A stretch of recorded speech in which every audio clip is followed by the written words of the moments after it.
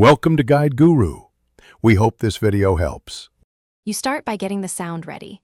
Open Garageband and pick an audio recorder or sampler instrument so you can drop audio in immediately.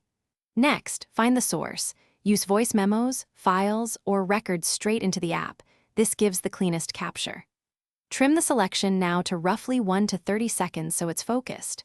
Once done, tap the loop icon to import from files or drag the recorded region into the track. This ensures the clip is editable and positioned correctly. Now you'll shape the sample for playability.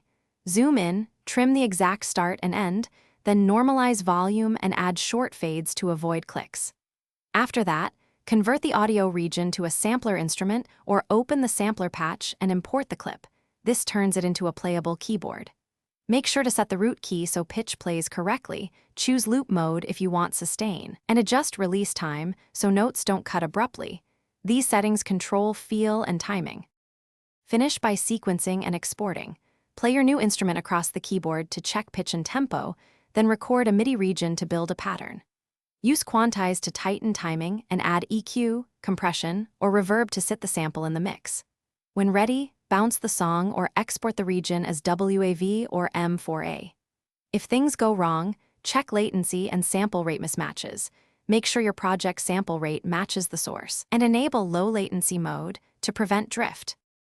Thanks for watching. Consider subscribing if we helped you today.